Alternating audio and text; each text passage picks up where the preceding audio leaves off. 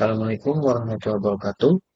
Di sini saya akan menjelaskan tentang asesmen akhir semester dari mata kuliah Desain Sistem Mekatronika. Nah, soalnya ialah sebagai berikut. Buatlah video yang sedang mempresentasikan desain mekanik diutamakan. Jika tidak ada desain mekanik, maka bisa menggunakan desain elektrikal ataupun sistem informasi yang ada pada PBL kita. Dan menjelaskan selama minimal 20 menit dengan ketentuan sebagai berikut. Yang pertama, format awal video, nama, NIM, kelas, dan juga judul desain. Lalu yang kedua ya, isi utama, jelaskan mengapa Anda memilih desain tersebut.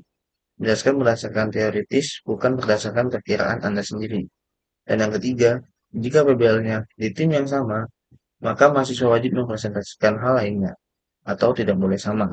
Dan yang keempat, video upload di YouTube secara publik. Dan yang terakhir, upload di learning hanya link YouTube-nya saja. Sesuai soal yang pertama, format awal video ialah nama, link, kelas, dan juga judul desain.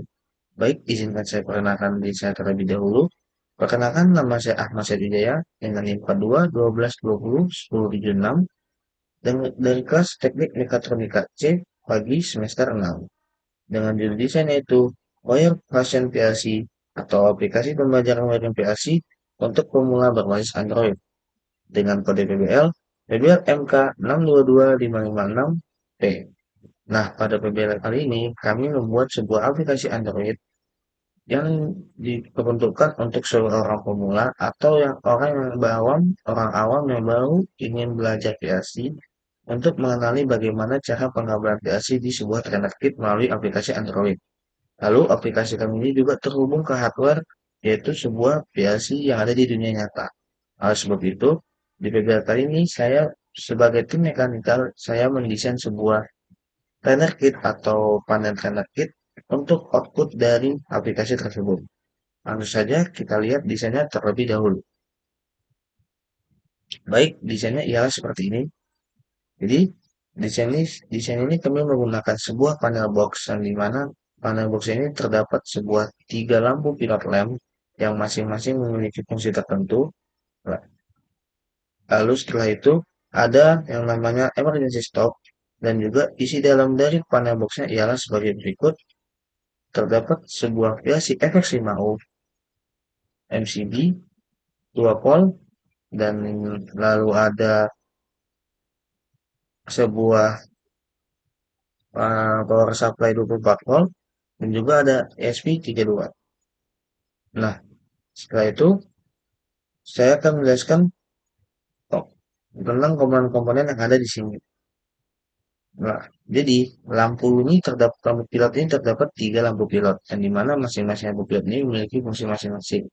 Contohnya seperti lampu pilot yang nomor satu ini, yaitu ketika lampu yang ada di aplikasi nantinya akan menyala, lampu satunya akan menyala di aplikasi, maka lampu yang ada di panel terkait ini juga akan menyala. Begitu juga dengan lampu nomor 2 dan lampu nomor 3. Nah, di sini juga ada terdapat sebuah emergency stop yang dimana ketika seandainya terjadi short circuit atau memang terjadi kebakaran atau hal-hal yang tidak kita inginkan, maka kita bisa menekan tombol emergency stop untuk mencegah hal tersebut semakin parah. Lalu di sini ada juga sebuah PLC Mitsubishi FX5U yang dimana berfungsi sebagai output dari aplikasi Android-nya dan ini sebagai hardware-nya untuk di dunia nyatanya seperti saya jelaskan tadi. Lalu di sini ada MCB 2 volt berfungsi sebagai pemurus arus pendek secara otomatis. Jadi ketika seandainya ada terjadi arus pendek atau jadi yang lainnya, dia langsung memutus arus sendiri dan membuat keadaan semakin baik dan tidak memperparah keadaan tersebut.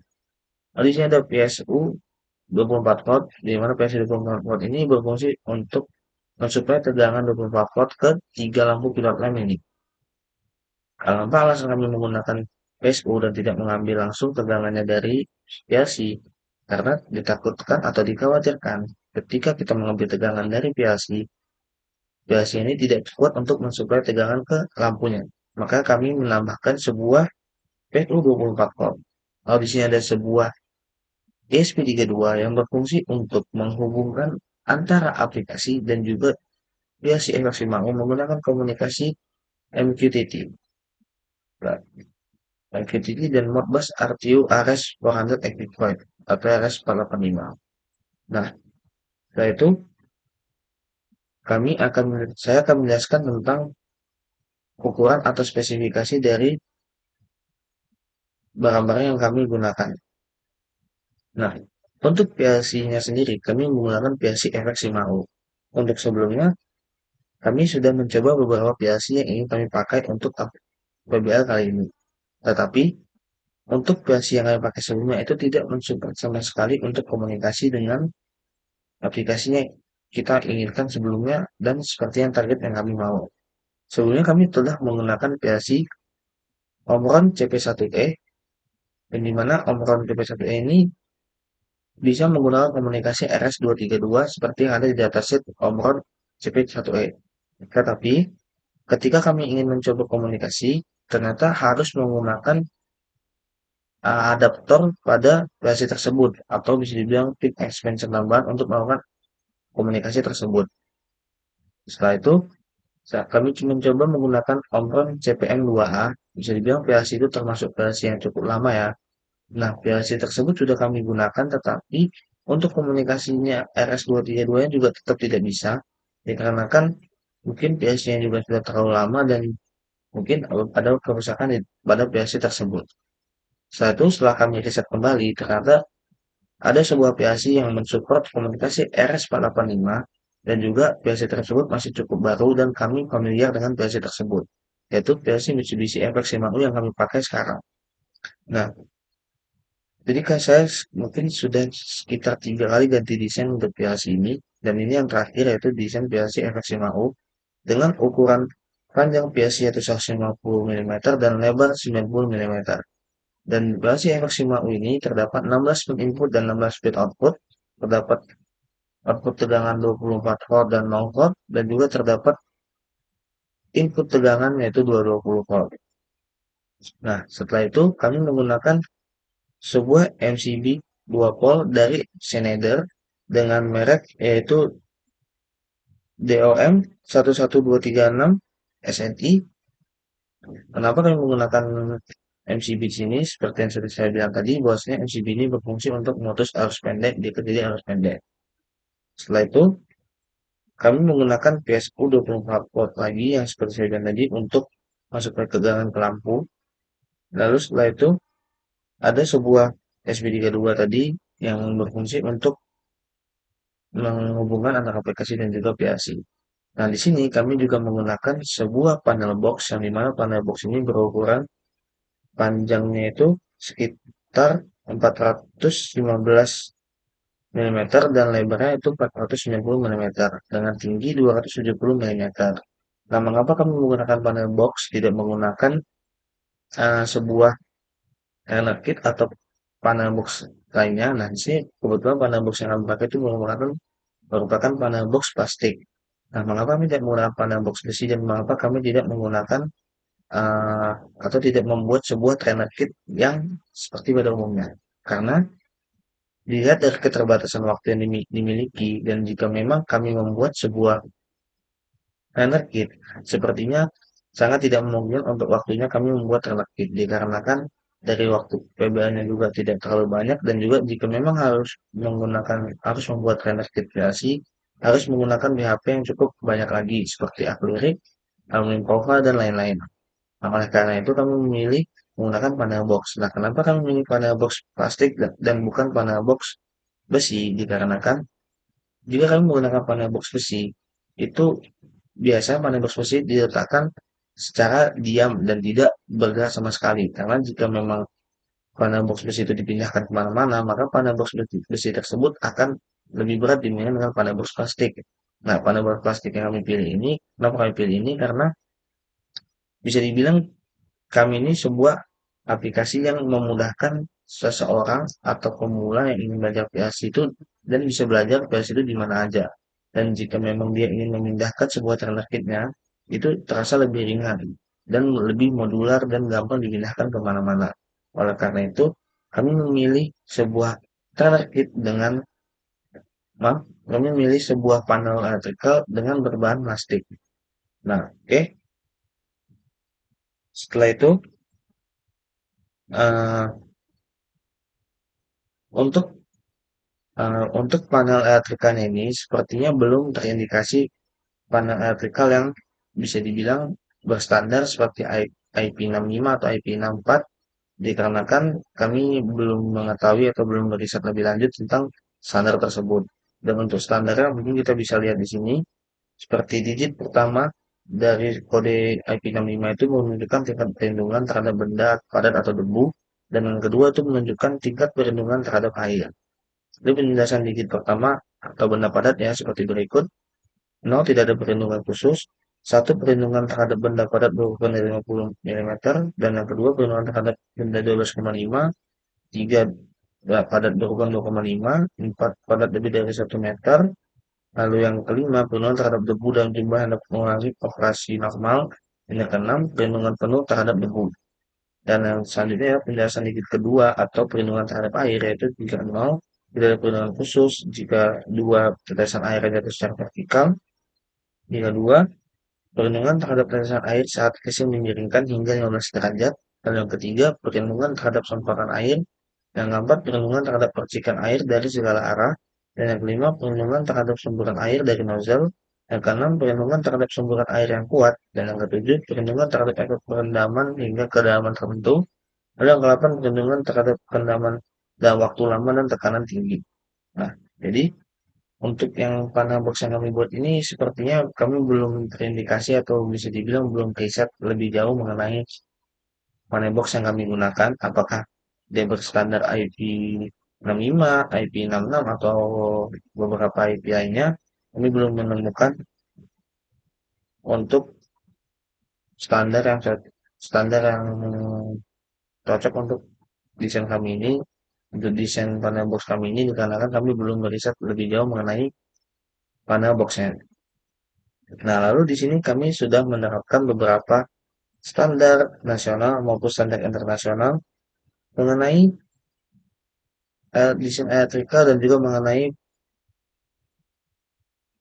elektrikal yang ada di panel box berikut. Nah, pada desain ini kami telah menerapkan beberapa standarisasi mulai dari standarisasi nasional dan juga internasional. Bisa kita lihat di sini, yaitu pada desain kami ini mengikuti yang pertama ialah instalasi penyediaan dan instalasi pengolahan tenaga listrik. Itu ada di SNI IEC 60196 2015 frekuensi standar IEC 60196 strip T2 2009 IDT dibuat pada tahun 2021. Dasar hukumnya yaitu Peraturan Menteri ESDM nomor 7 tahun 2021. Lalu kenapa kami sudah sesuai dengan yang nomor satu? Karena kami menggunakan sebuah input listrik yaitu 220 volt bisa dibilang untuk menghidupkan sebuah PLC-nya, maka kami menggunakan standar instalasi penyediaan dan instalasi penguatan tenaga listrik. Lalu yang kedua, instalasi penyediaan dan instalasi penguatan tenaga listrik di tegangan rendah. Itu SNI 00225.2 persyaratan umum instalasi listrik 2020 dalam kurung build 2020. Waktu dibuat yaitu 2021.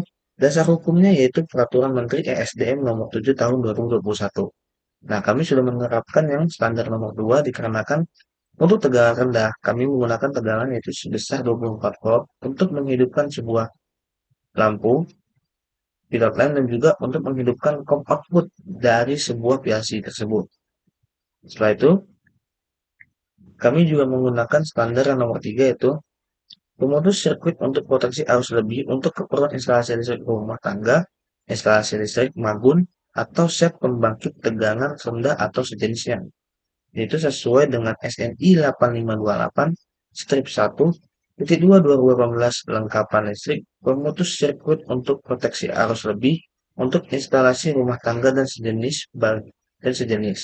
Bagian 1.2 pemutus sirkuit untuk operasi AB dalam kurung IEC 60898 strip 1.2 2015 MOD dengan waktu yang dibuat itu 2020, tahun 2021. Dasar hukumnya itu Peraturan Menteri ESDM nomor 7 tahun 2021. Yang dimana pada desain kami ini, kami sudah menggunakan sebuah MCB 2 pole untuk seandainya terjadi sebuah hal-hal yang tidak diinginkan entah seperti sirkuit, kebakaran atau apa, MCB ini akan langsung memutus arus tersebut dan membuat keadaan yang awalnya tuh bisa jadi lebih parah atau kebakaran atau apa menjadi tidak kebakaran dan bisa mengurangi kerugian atau dampak yang ditimbulkan dari short circuit tersebut dikarenakan kami memakai MCB. Nah, lalu di sini kami juga menggunakan sebuah panel box yang terdapat pada standar nomor 11 yaitu kotak selungkup dan bagian selungkup untuk keperluan dan atau untuk penggunaan pada instalasi listrik rumah tangga, instalasi listrik magun, atau set pembangkit tegangan rendah atau sejenisnya. Yaitu sesuai dengan SNI IEC 606670 strip 1 tahun 2015, yaitu kotak dan selungkup untuk lengkapan listrik pada instalasi listrik maupun untuk rumah tangga dan sejenis. Bagian 1 Persyaratan Umum IEC 60670 strip 1.2 2011 IDT. Lalu yang kedua ada SNI IEC 60670 strip 22.22 2017 kotak dan selungkup untuk kelengkapan listrik pada instalasi listrik magun, rumah tangga dan sejenis. Bagian 22 persyaratan khusus untuk kotak dan selungkup hubung dalam kurung IEC 60670 strip 22.22 2015 IDT. Lalu yang ketiga ada SNI IEC 60670 strip 23.2 2012 kotak dan selungkup untuk lengkapan listrik pada instalasi listrik magun, rumah tangga, dan sejenis. Bagian 23, persyaratan khusus untuk kotak dan selungkup rantai.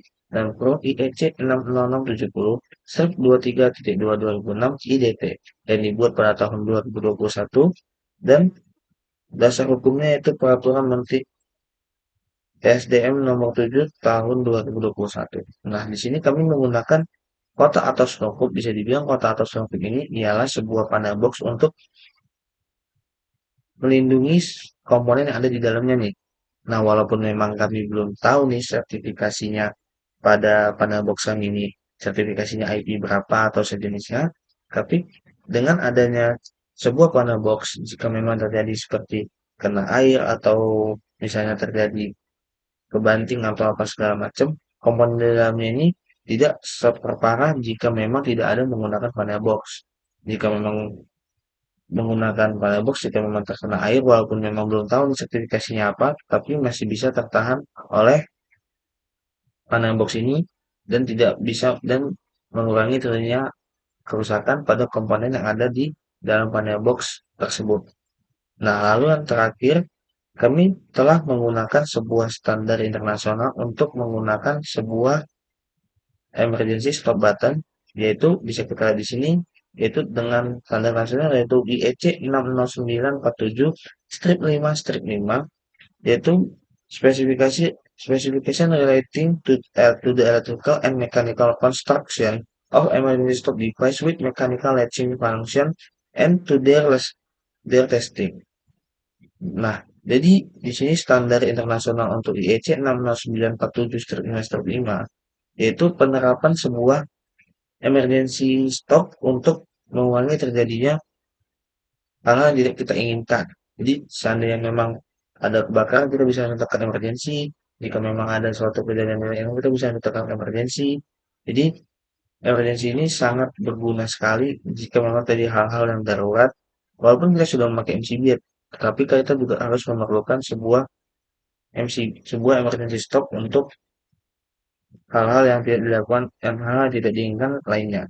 Nah, yang terakhir ada menggunakan sebuah MCB.